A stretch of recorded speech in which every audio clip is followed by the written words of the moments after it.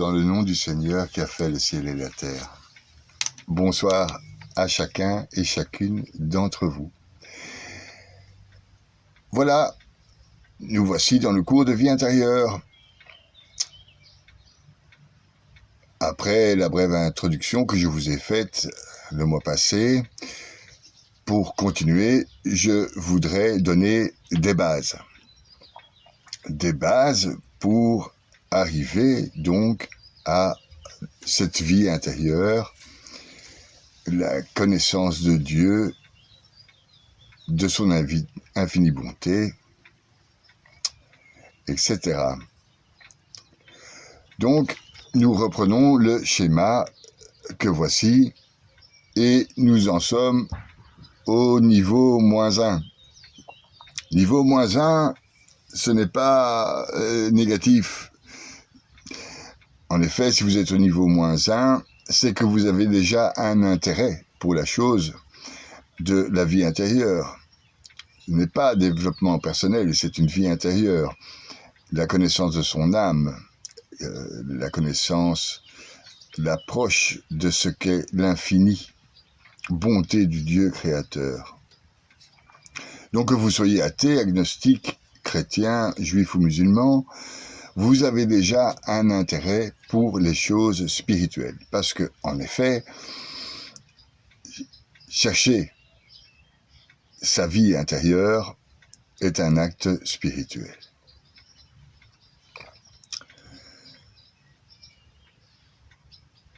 La faute d'intérêt et de connaissance dans nos sociétés occidentales est évidente. Nous vivons dans une société actuellement, ici en Europe, en Amérique, une société sans Dieu, où Dieu a disparu. Une société sans Dieu va inéluctablement à sa perte, puisque la recherche de Dieu mène inéluctablement à la paix intérieure, donc la paix aussi à l'extérieur. Tout ce que vous ferez à l'intérieur de vous transpirera vers l'extérieur, donc vers la communauté dans laquelle vous faites partie. Donc, la faute d'intérêt et de connaissance dans le monde, la faute de réflexion, en somme, mène le monde dans l'état où il est, c'est-à-dire un monde de pure consommation avec des consommateurs. Bon, évidemment, vous faites partie de ces gens qui avaient un intérêt pour la vie intérieure et aussi le spirituel et aussi le surnaturel et le transcendantal. Donc, c'est à vous que je m'adresse et vous êtes donc en dehors des 78% des gens qui en ont rien à foutre et qui détruisent la terre et qui font des guerres et qui ne sont pas charitables, etc.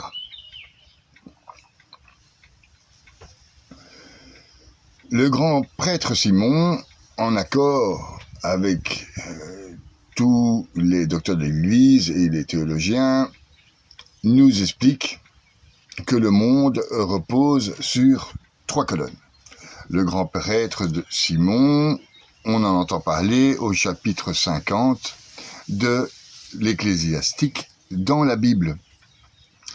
Au temps de Simon, tout allait bien, tous étaient dans la crainte du Seigneur et la paix régnait sur Israël. Les 3 colonnes, nous apprend Simon, les 3 colonnes qui soutiennent la terre,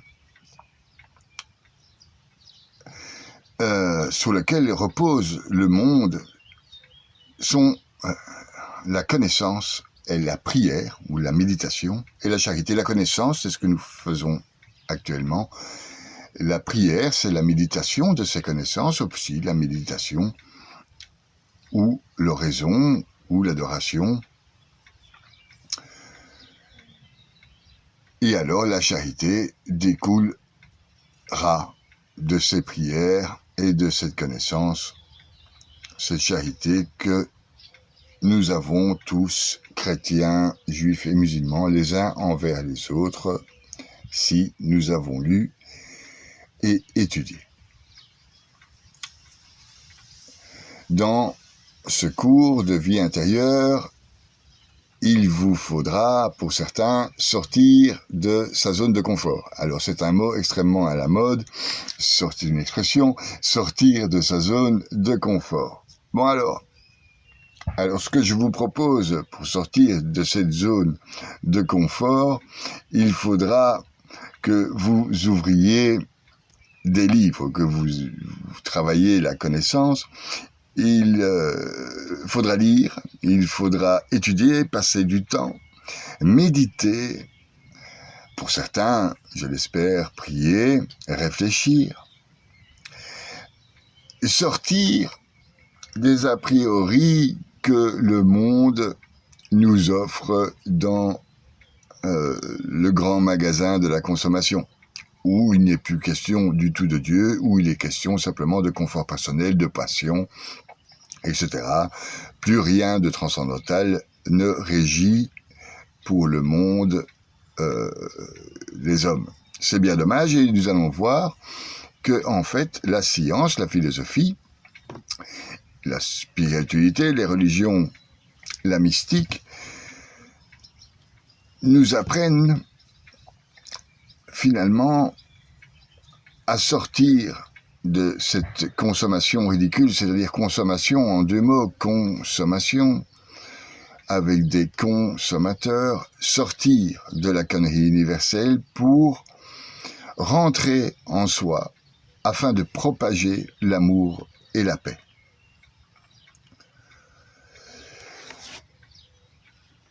Étudier, méditer, aimer.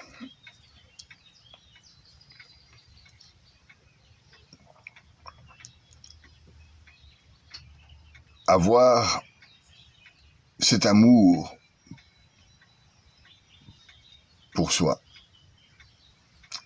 Parce qu'il est écrit dans toute religion, en d'autres mots, ou en tout cas Jésus nous l'a dit clairement, aime ton prochain comme toi-même. Tu ne peux pas aimer ton prochain si tu ne t'aimes pas toi-même. Donc la première étape est de méditer sur soi, sur notre moi profond. Il existe aussi des doutes concernant l'existence de Dieu. Il y a moins de doutes concernant l'existence de l'infini. Plus facile de considérer l'infini que Dieu, alors que finalement, nous sommes des cons circulaires. Après les consommateurs, nous avons les cons circulaires, ceux qui considèrent l'infini comme la roue cosmique, c'est-à-dire le cercle qui devient infini. C'est-à-dire, il part, il tourne, il revient, voilà, comme une suite infinie d'événements. Donc, l'infini, la question de l'infini, la question de l'âme, nous possédons, et vous le savez, si vous méditez, que vous possédez l'infini en vous. Et si vous avez médité cette notion d'infini qui rapporte à la notion de Dieu, vous entrez dans la partie qu'on appelle l'âme. Et vous rentrez via l'esprit. Et l'esprit permet la connaissance. Et donc on va commencer par la connaissance. Bien. La connaissance de soi, c'est difficile. Le sage mettra toute sa vie à essayer de se comprendre. Mais alors l'existence de Dieu, on ne pourra jamais l'expliquer, ni par la science, ni par la philosophie, ni par la religion. La connaissance de Dieu, comme disait saint Augustin, si tu le connais, c'est que ce n'est pas lui. Donc, en fait, ce n'est pas une mission vaine, les cours de vie intérieure. On arrivera, si on s'attaque à l'infini, vous comprenez bien que la tâche est infinie, et donc, il n'est pas nécessaire, c'est carrément ridicule, d'essayer d'expliquer quelque chose qui relève de l'éternité. Mais, quand même, on va lever le voile du doute sur l'existence d'un être intelligent et créateur, c'est-à-dire Dieu. Et on va lever le voile grâce à la science, grâce aux philosophies et grâce aux écrits saints. Évidemment, la Bible est l'outil fondamental, l'outil spirituel fondamental qui amène aux zones transcendantales et qui vous amènera donc au niveau des premières demeures. Il s'agit bien des premières demeures parce qu'il y a gradation dans les premières demeures. Il y a celui qui prie de temps en temps, celui qui va tous les dimanches à la messe, celui qui passe sa vie en oraison. C'est évidemment un cheminement évolutif vers notre âme qui appartient à Dieu. Chercher l'infini dans notre âme, c'est trouver la vérité et la justice.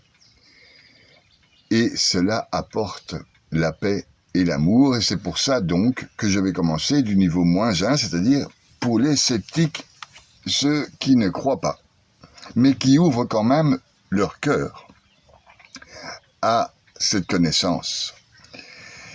Donc, je m'adresse aux âmes de bonne volonté, prêtes à sacrifier un temps d'étude, prêtes à sacrifier un temps de prière, prêtes à sacrifier sa vie pour ses amis.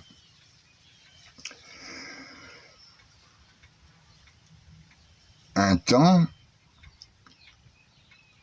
qui, dans la prière, vous le verrez, sera aussi une méditation sur vous-même, votre être.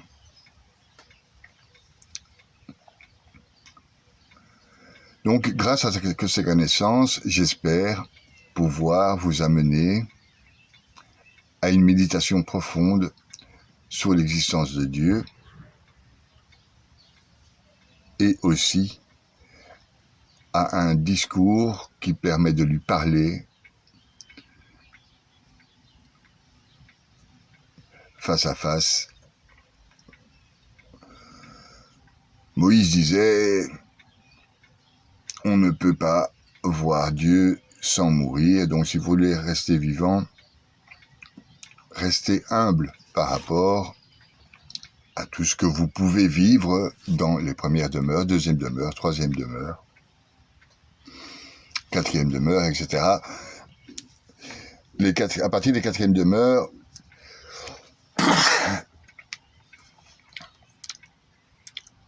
cette vie appartient plutôt aux religieux qui sont dans la voie de sainteté. Et à partir de cette troisième, quatrième demeure, l'humilité et la patience.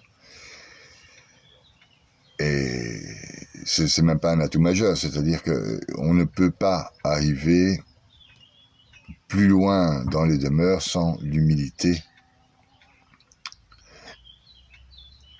Savoir en fait et connaître notre pauvreté. Et c'est pour ça qu'on appelle vie intérieure, parce que vie intérieure, c'est savoir dans l'infinie vérité où nous nous situons et où nous allons. En effet, on parlera d'éternité, et dans cette éternité, il y a tous les temps passés, présent, futur. Les épreuves du passé ont fait votre personnalité. Donc, il y a 5 minutes, il y avait un présent. Ce que vous avez fait à 5 minutes va déterminer votre futur. Donc, si vous vous mettez dans le temps présent, là, vous avez contact avec la divinité, le divin. Et ces cours de vie intérieure vous permettra d'évaluer, de discerner avec prudence vers vous où vous allez. Donc, si vous faites le mal et que vous tuez, vous savez, avec le discernement, que vous allez finir en prison. Si vous faites le bien autour de vous et que vous protégez la parole de Dieu, vous savez que vous allez être heureux et vous allez donner du bonheur pour tous ceux qui vous entourent, votre famille, vos amis, vos copains, vos amours. Donc, aujourd'hui, je vais commencer par le plus simple de ces disciplines. Comme dans la vie spirituelle, il y a beaucoup de doutes. Nous allons commencer par ce qui est le plus naturel et même matérialiste, c'est-à-dire la science. La science qui procède par essai-erreur, je le rappelle. Donc, on n'aura jamais la face de Dieu grâce à la science, mais ça forgera notre intelligence à proposer un discernement à son esprit afin de pouvoir, dans la méditation, se retrouver en compagnie des anges, du surnaturel, du sang transcendantal, en compagnie de Dieu. Donc, aujourd'hui, la science démontre l'existence de Dieu à sa manière, et je vais vous en faire un succinct topo. Oui, je le répète, il est important pour aller plus loin dans l'exploration du cosmos intimement lié à notre être, du fait que, vous allez le voir, je vais en parler plus tard, la proportion, par exemple, de votre cerveau entre conscient, inconscient et subconscient sont les mêmes proportions qu'on retrouve dans l'univers entre la matière, l'énergie noire, etc. Mais bon, n'allons pas trop vite dans cette science. On va commencer donc par énoncer des faits sur l'existence irréfutable d'une intelligence créatrice, et on arrivera plus tard dans les premières demeures à prouver que cette intelligence, à trouver, disons, que cette intelligence créatrice est l'amour. C'est simple à vérifier dans la vie de tous les jours. Donnez de l'amour, vous recevrez de l'amour. Si on vous donne de la haine, donnez de l'amour. Vous transformerez cette haine en paix. Donc, je disais, aujourd'hui la science démontre l'existence de Dieu. Commençons donc par le plus naturel, le plus matérialiste, la science. Je vous conseille 2 livres d'anthologie, des livres importants, une sorte de Bible de ce que dit la science sur l'existence du Créateur. Et je vous conseille les livres « Le retour de l'hypothèse de Dieu » par Stéphane Meyer et « Dieu, la science et l'épreuve » par Michel Bolloré et Olivier Bonacier. Je vais chercher les livres. Me voilà de retour. J'ai été chercher les 2 livres dont je vous parlais pour améliorer vos connaissances. Et ce sont des livres d'anthologie sur la science et Dieu. Donc, c'est Dieu et la science et l'épreuve qu'il vous faut absolument. Et un livre de Stéphane Meyer qu'il vous faut aussi. Ce qu'il vous faut aussi, c'est le retour de l'hypothèse de Dieu. Évidemment, à l'endroit, c'est mieux. Mais oui. Donc, voilà. Ces 2 livres sont des livres d'anthologie c'est des livres scientifiques qui expliquent comment les scientifiques ont découvert, entre autres, le Big Bang, et ils sont arrivés à cette théorie du Big Bang pour démontrer qu'en fait, l'univers avait donc un commencement, et alors toutes les données cosmologiques qui ne sont évidemment pas dues au hasard. Et donc je vais... Donc le but de ce cours donc, est de vous aider. Et tout le monde n'a pas le courage de lire deux gros pavés pareils. Et donc, ce cours vous aide à un peu élaguer les connaissances. Je vous propose de votre côté de faire des recherches sur Internet. Il y a des conférences sur Dieu, la science et l'épreuve de Michel-Yves Bolloré, et il a fait un site sur le répertoire de tous les miracles qui existent, et il a fait beaucoup de conférences, et vous pouvez les voir donc sur le net.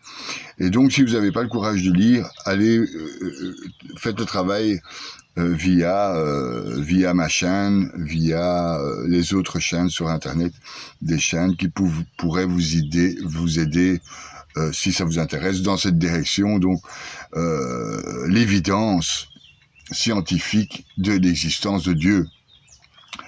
Donc, ce sont deux ouvrages d'anthologie. Une fois que vous avez lu ces ouvrages, que vous vous êtes renseigné sur la science, ce que la science découvre aujourd'hui encore sur les données cosmologiques, vous ne pouvez pas vous faire autrement que vous rendre compte qu'il y a eu un créateur, tout bêtement.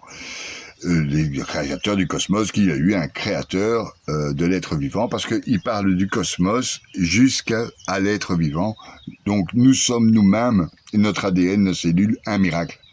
C'est déjà pas possible de faire un homme. Avec rien, en partant de rien, et puis même en partant de quelque chose, c'est pas possible. Enfin, je vais essayer donc d'élaguer par ces cours un peu ces deux bouquins, d'aller peut-être un peu plus loin,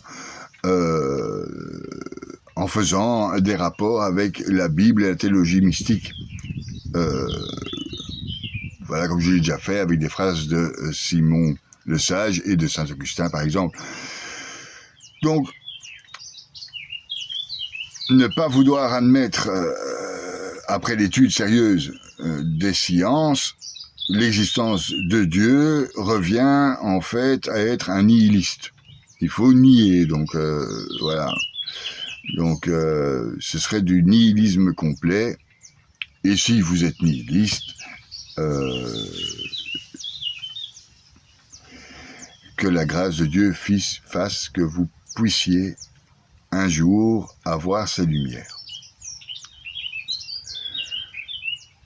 Bon, pour ceux qui sont beaucoup à me suivre, je suppose que beaucoup d'entre vous ont la foi. Et donc, cette partie scientifique n'est évidemment qu'informative et ne vous donnerait pas, évidemment, l'accès à l'amour divin. Mais bon, il peut servir, même pour ceux qui ont la foi comme moi, et ceux qui ont la foi ont des fois des doutes. On ne voit pas Dieu, enfin, pas forcément. Et moi, ça m'arrive, je ne veux pas mettre ce qui m'arrive sur vous, mais moi, ça m'arrive d'avoir des doutes et de me dire de penser que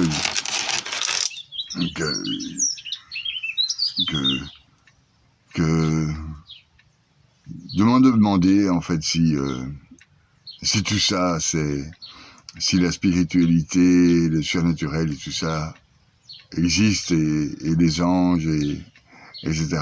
Donc, des fois, on a des doutes. Et la science permet de matérialiser, c'est très matérialiste, c'est naturaliste, c'est très cartésien de mon côté.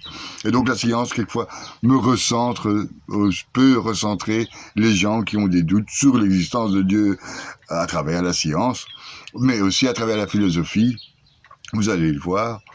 Et alors, évidemment, grâce à la Bible et l'exégèse donc de la vie de Jésus et de la Bible, tout ça c'est très très intéressant, mais finalement c'est pas ça qui va vous amener donc dans les demeures supérieures où il s'agira en fait du travail de l'Esprit Saint. Mais vous comprenez bien que je m'adresse pour l'instant aux gens qui sont au niveau -1, donc qui s'intéressent, les athées, les juifs, les musulmans, les chrétiens même, qui s'intéressent à cette partie scientifique qui leur mettra peut-être le pied à l'étrier pour aller plus loin dans la connaissance de Dieu à travers la prière, la méditation, l'oraison et la charité envers l'autre. L'amour de l'Église aussi, qui découlera de tout ce cheminement. Bah, vous allez me dire, oui, mais c'est de la vie intérieure. On m'a dit, oui, mais attends, la vie intérieure, c'est d'office Dieu. Eh bien, oui, c'est d'office Dieu. Parce que notre intérieur, nous avons une âme, ce que nous définirons plus tard grâce aux philosophes, et cette âme est infinie et possède une vérité et une justice. Et ça, tout le monde peut le comprendre, il y a une vérité dans le fond de vous. Cette vérité, elle n'est pas, elle n'est pas des lois d'homme, c'est une vérité pure, elle est dans le fond de vous. Et donc, cette recherche spirituelle sert à trouver cette vérité, cette justice, cet amour, et apporte d'office la paix. Donc c'est comme une sorte, c'est aussi un mot à la mode, de développement personnel, si on veut. Enfin, dans les premières demeures et dans les niveaux -1, 0, ça sert un peu de développement personnel avant d'être et de devenir un contact direct avec Dieu. Et je dirais même, à partir des 3e demeures, un contact direct, mystique avec Dieu. Comme disait Sainte Thérèse d'Avila,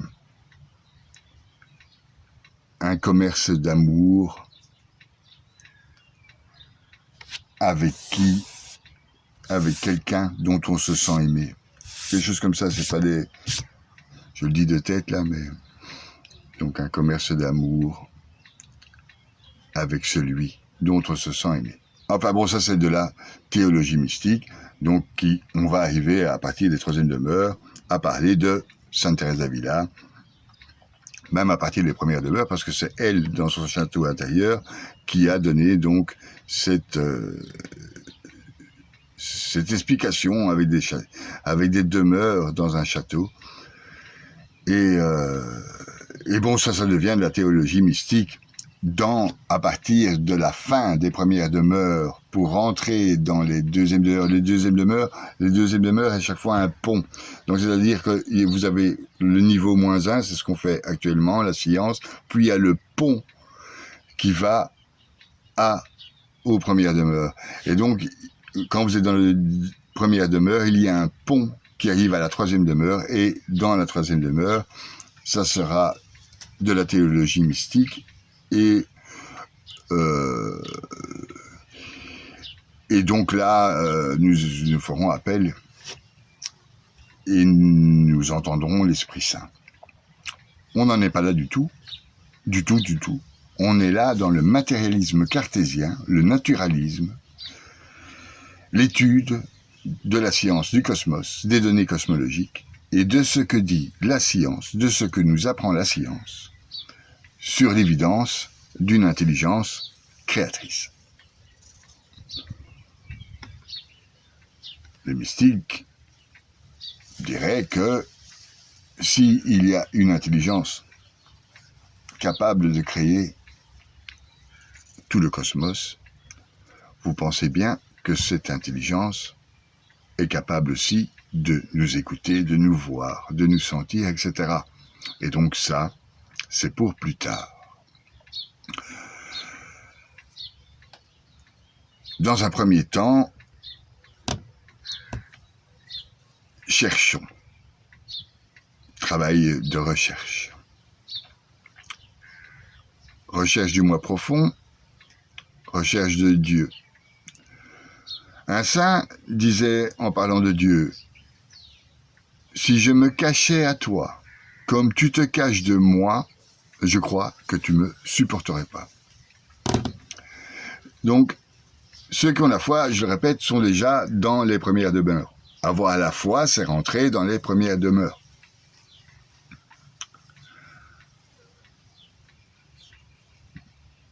Il s'agit donc d'une évolution, on dit bien les premières demeures. Ok. C'est comme les niveaux -1. On va apprendre la science, on va apprendre la philosophie, on va apprendre les écrits saints, on va apprendre la mystique. Et ça fait partie du cheminement des niveaux -1. J'ai repris, si vous voulez, l'idée de Sainte Thérèse d'Avila dans son château intérieur. Donc, il s'agit d'une évolution vers le centre de notre âme, qui est Dieu en nous. Ce que les bouddhistes représentent par le cercle cosmique, dont le centre est Dieu. La foi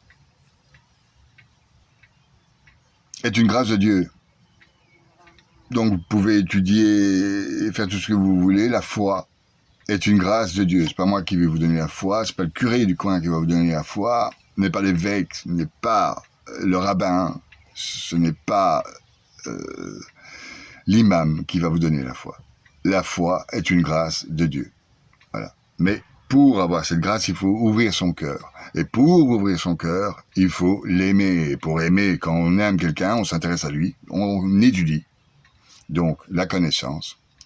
On prie, parce que quand on aime quelqu'un, on lui parle.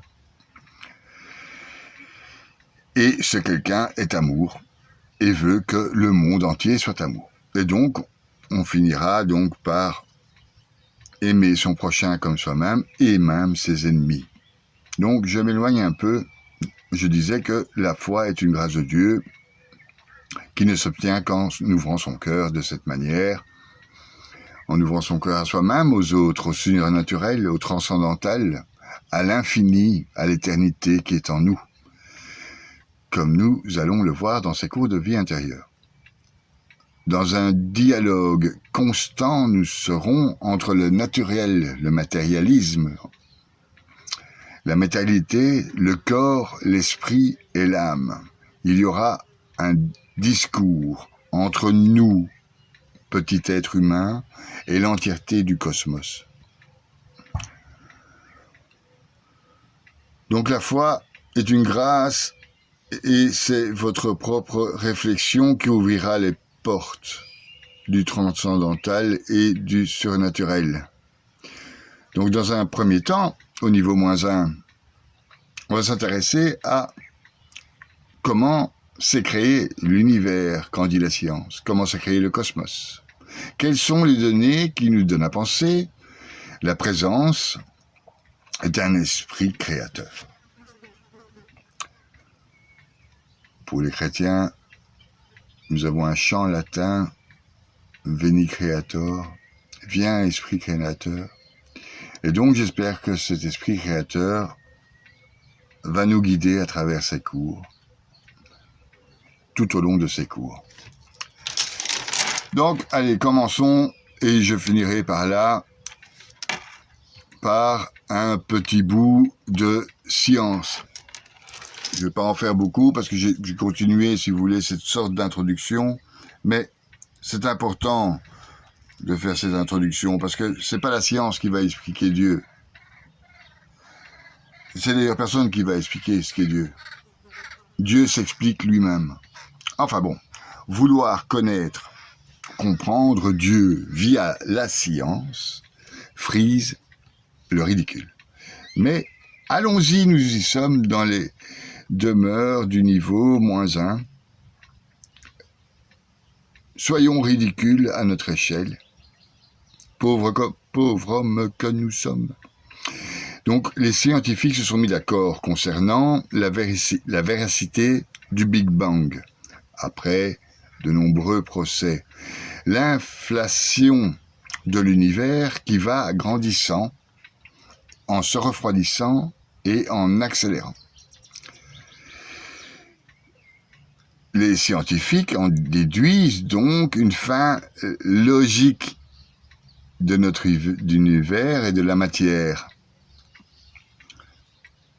Cela semble, pour l'instant, la solution la plus intelligente, pas la solution la plus mystique, que nous allons voir à partir des troisièmes demeures.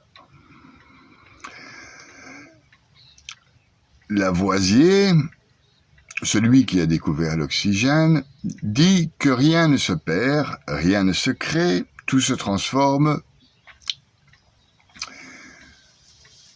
et d'autres considèrent que le cosmos est de toute éternité. Alors on va essayer, avec ces cours, de démêler ce sac de nœuds. Pour en finir, pour aujourd'hui, on va rentrer dans cette notion de Big Bang, de commencement de l'univers. Et au début, donc, comme dit dans la Genèse, au début, la lumière fut. L'Esprit de Dieu se maintenait au-dessus des eaux. La terre était informe et vide, c'est-à-dire que rien, ex nihilo, il n'y avait rien de ce qu'on connaît, et la lumière fut. Donc,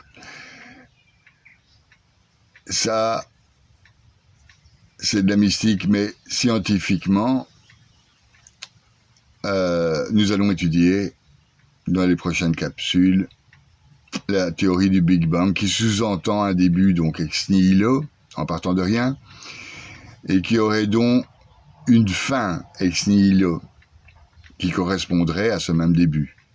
Mais qu'en savons-nous, hein?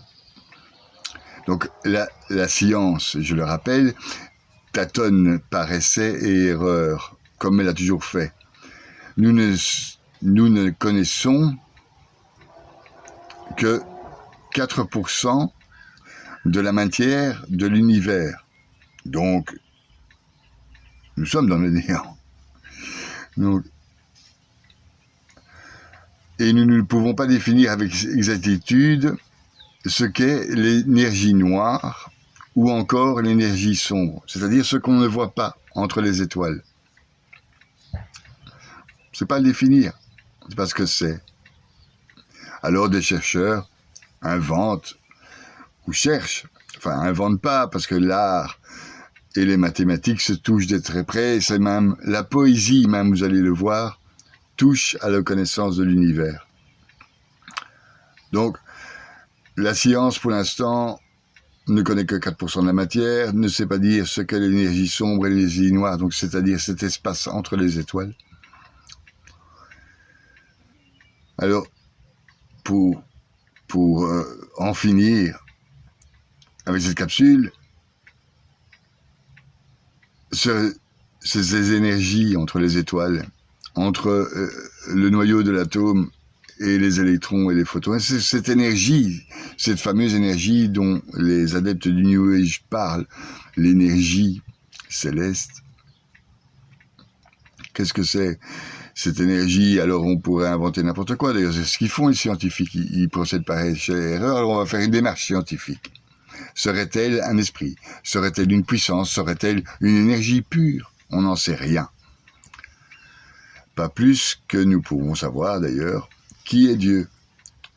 Voilà. J'arrête ici pour faire des capsules d'un temps plus ou moins raisonnable, pour éviter de vous parler 6 heures d'affilée. Je crois que vous finirez par me maudire et souhaiter ma mort. Donc, que dire à part je vous aime? Et aussi, je voudrais terminer cette capsule pour vous demander, vous les internautes, de me donner vos centres d'intérêt, la direction que vous croyez que je devrais prendre, etc. Les questions aussi que vous avez, les remarques que vous avez, sur l'introduction, quelqu'un m'a dit « C'est dommage que vous compariez le bouddhisme et la religion chrétienne. » J'ai comparé peut-être, et je m'en excuse alors si j'ai comparé, si je vous ai vexé, mais si j'ai fait une comparaison, c'est une comparaison au niveau spirituel. Donc dans la méditation que les bouddhistes zen font, il y a certainement quelque chose qui se rapproche de nos prières. Et c'est dans ce sens-là que j'ai fait une comparaison. C'est uniquement au niveau surnaturel. Donc, et non au niveau des dogmes de la foi et de l'Église, évidemment. Et surtout, il n'y a pas chez les bouddhistes un sauveur. Les bouddhistes n'ont pas à être sauvés. Ils se sauvent eux-mêmes par une sorte d'instase. Nous allons vers l'extase. Les bouddhistes vont vers l'instase. Et donc, ils se croient. C'est la manière dont ils se sauvent. Ne jugeons personne. Je voudrais que ces capsules ne jugent aucune religion. Et j'insisterai donc auprès de mes auditeurs en disant, voilà, ne jugez pas les religions. Il y a un seul Dieu, l'unique Seigneur. Tu aimeras ton Seigneur, ton Dieu, l'unique Seigneur, de tout ton cœur, de toute ton âme, de toutes tes forces. Et donc ce Seigneur n'est pas réservé à une religion ou à une philosophie. Ce Seigneur est celui qui a créé le ciel et la terre. Ce Seigneur est celui qui a tout créé, le cosmos, etc. Et les bouddhistes font partie de ce cosmos, etc. Et d'autre part, si vous êtes chrétien, le commandement, aimez-vous les uns les autres comme je vous ai aimé, c'est un défi, parce que aimer comme Jésus a aimé les hommes, ce n'est que donné qu'à Dieu, donc c'est un défi d'aimer, c'est un défi d'être charitable, et donc je vous demanderai de l'ouverture d'esprit si je dérape à votre sens vers d'autres religions qui pour moi ont un sens spirituel, très spirituel. Par exemple, chez les musulmans, pour parler que d'eux, il y a le soufisme, et le soufisme a une partie très très spirituelle dans ses danses. Et tout ça, je ne sais pas si j'y arriverai, mais on peut y aller. Et donc, voilà, je terminerai cette capsule par vous dire, ayez l'ouverture d'esprit, il n'y a qu'un seul Dieu, et ce Dieu est au-dessus des chrétiens, au-dessus des juifs, au-dessus des musulmans, au-dessus des bouddhistes. Il est au-dessus de toute l'humanité et il nous aime tous de toute éternité. Et là, nous sommes d'accord sur l'éternité, que ce soit les bouddhistes, les chrétiens ou les juifs. Nous vivons dans un royaume éternel. Jésus dira, le royaume est déjà parmi vous. Sur ces bonnes paroles, j'attends vos commentaires, mettez des likes parce que ça fait des plus. À plus, au revoir.